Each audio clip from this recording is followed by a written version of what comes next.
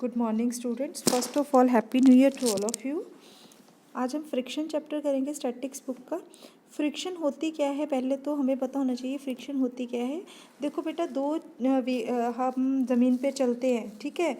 अगर ज़मीन पे हम चलते चलते गिर जाते हैं मान लो, तो इट मीन्स कि हमारी जो फ्रिक्शन है वो कम हो गई, ठीक है।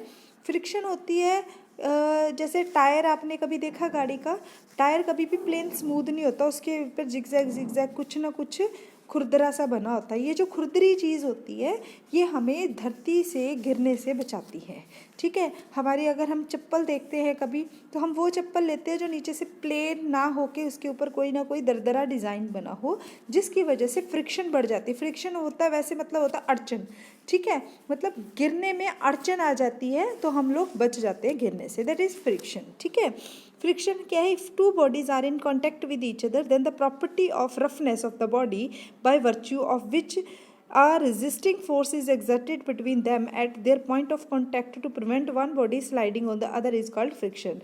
मतलब कि दो बॉडीज अगर कांटेक्ट में आती है तो ऐसी प्रॉपर्टी रफनेस जो होती है बॉडी की, जो मैं आपको बोल रही हूँ दरदरे टायर या चप्पल दरदरी होती है, तो कहते हैं वो जो दरदरापन होता है वो एक कहते हैं वर्च्यू है जिससे रेजिस्टिंग फोर्स जो हमें गिरानी, रेजिस्टिंग फोर्स जो हमें रोकती है, वो फोर्स जो हमें गिरने से रोकती है इज़ एग्जर्टेड, जो एग्जर्ट होती है वो वाली फोर्स जो हमें गिरने से रोकती है between them at their point of contact. जब हम ज़मीन पे पैर रखते हैं, धरती का और हमारा जो ज़्यादा स्लिपरी टाइल्स होती है तो वहाँ पे हम कहते हैं ना पैर बड़ा फिसल रहा है। क्यों फिसल रहा है? क्योंकि रफनेस कम हो जाती है, गिरने के चांस बढ़ जाते हैं। जो ये रफनेस होती है यही होती है रेजिस्टिंग फोर्स जो हमें गिरने से बचाती है। Prevent one body sliding on the other, जो एक बॉडी को दूसरी बॉडी से गिरने से बचाती है, इज कॉल्ड फ्रिक्शन।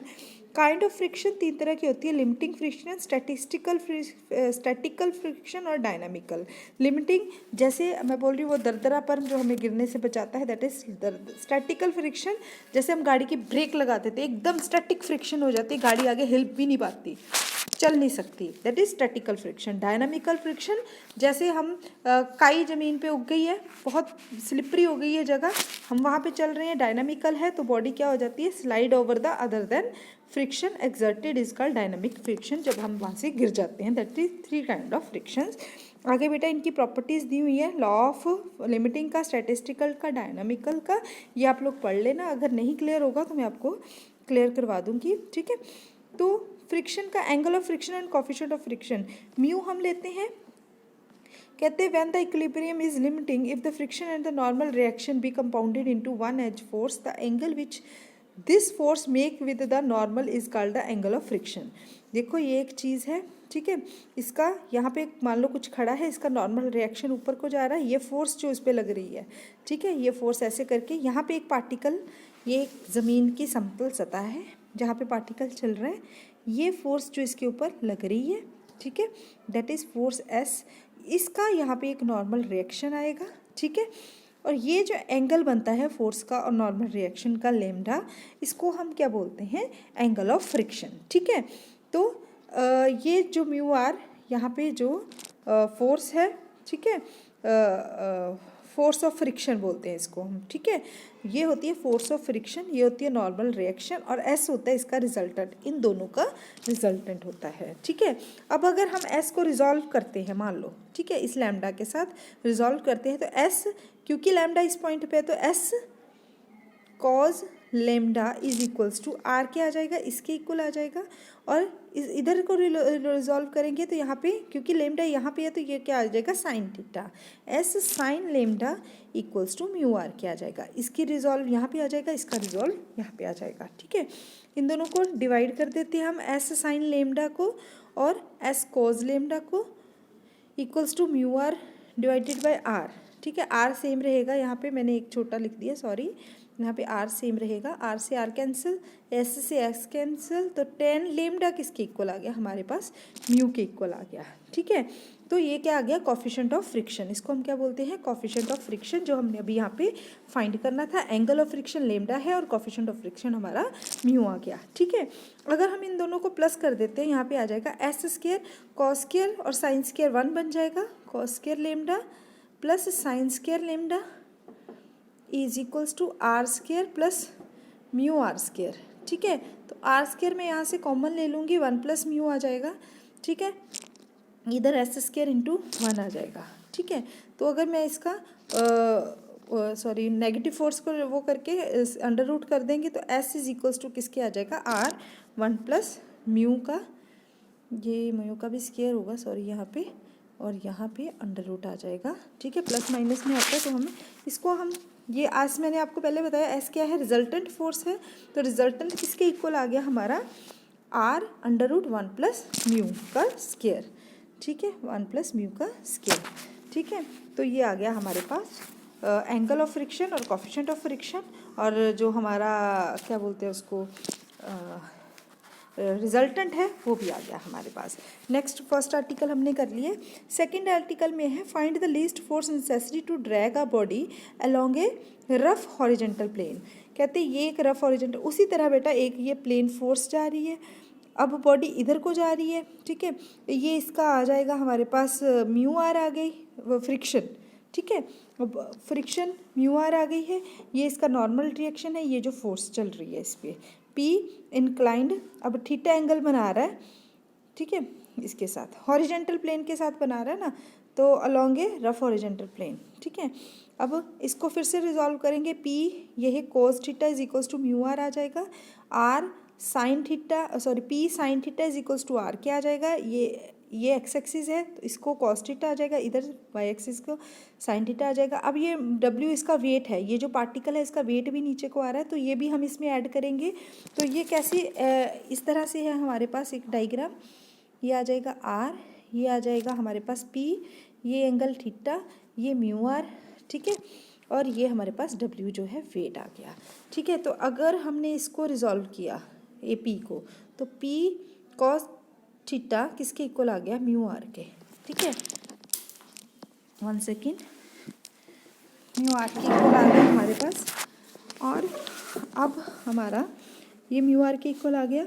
अब हमने इन दोनों को करना है, तो पी साइन थीटा हमारे पास किसके इक्वल आ जाएगा, पी साइन थीटा हमारे पास इक्वल आ जाएगा, ये पी साइन थीटा इधर है, P sine theta plus R, क्योंकि ये भी इधर को जाएगा तो ये plus R is equals to ये नीचे डब्ल्यू वेट के इक्वल आ जाएगा। ये ऑपोजिट है, ये सेम डायरेक्शन में प्लस कर देंगे, ऑपोजिट डायरेक्शन में डब्ल्यू आ जाएगा। ठीक है, तो अब फिर से हम क्या करेंगे, ठीक है, अब हमारे पास म्यू आर की वैल्यू कितनी है, पी कॉस थीटा। ठीक है, तो म्यू आर की वैल्यू हमारे पास पी कॉस थीटा है, और इसको हम इस तरह से क्या करेंगे, इसको म्यू लगा लेंगे। ठीक है, इधर भी म्यू लगा लिया हमने, इधर भी म्यू लगा लिया और इधर भी म्यू लगा लिया, मल्टीप्लाई कर दिया म्यू को सबके साथ, मल्टीप्लाई खुद से किया बेटा बोथ साइड। म्यू आर की वैल्यू हम ये इसमें भर देंगे, mu P sine theta plus mu R की वैल्यू कितनी है, P cos theta is equals to mu W. ठीक है, अब ये पी कॉमन निकल जाएगा यहाँ से। ठीक है, देखिए एडिंग 1 और 3 कर देंगे, ये और ये ऐड कर दिए, ये और ये कट जाएंगे। ठीक है, वो खोला था मैंने उसी को, म्यू आर फिल नहीं करना, ये हमने जब म्यू को मल्टीप्लाई किया, ये म्यू और ये म्यू कट जाएंगे, ये और ये दो है ऐड हो जाएंगे, सब्ट्रैक्ट हो जाएंगे, सॉरी ये इधर है ना, तो ये ऐड हो जाएंगे, इस तरह से ये कट जाएंगे। ठीक है, तो ये वही चीज़ बन जाएगी जो मैंने अभी आपको बताई थी। इनका तरीका अलग है, एडिंग की है मैंने, सीधा इसकी वैल्यू यहाँ पे सब्स्टिट्यूट कर दी थी। ठीक है, तो यहाँ से हम पी की वैल्यू निकाल लेंगे सिंपली। वैल्यू कैसे निकलेगी, पी इज इक्वल्स टू ये आ गया हमारा, ये तो कट गया, ये हमारे पास क्या आ जाएगा, बचा क्या हमारे पास बचेगा mu P sine theta plus P cos theta is equals to mu W. ठीक है, अब हमने यहाँ पे पी की वैल्यू निकालनी है, तो पी हम कॉमन ले लेंगे, तो बच जाएगा mu sine theta plus cos theta equals to mu W. ठीक है, तो ये इधर जाके डिवाइड हो जाएगा, तो पी की वैल्यू हमारे पास आ जाएगी mu W over mu sine theta plus cos theta. ठीक है, तो ये हमारे पास इस तरह से वैल्यू आ जाएगी।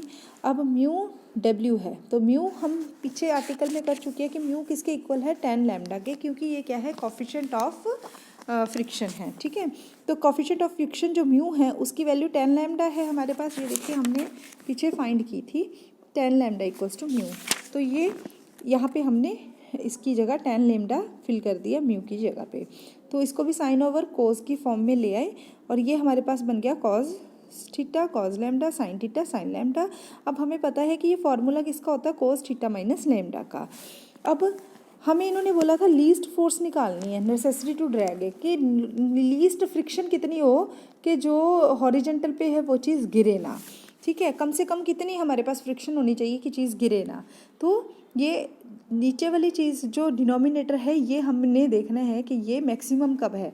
जब भी चीज़ हम लीस्ट निकालते हैं बेटा, जैसे 1/2 1/3, अगर हमने इसमें से देखना हो कि लीस्ट कौन सा है तो डिनोमिनेटर जिसका बड़ा होता है वो लीस्ट होता है। ठीक है, तो अब हमारा डिनोमिनेटर में क्या है, कॉस थीटा माइनस लेमडा।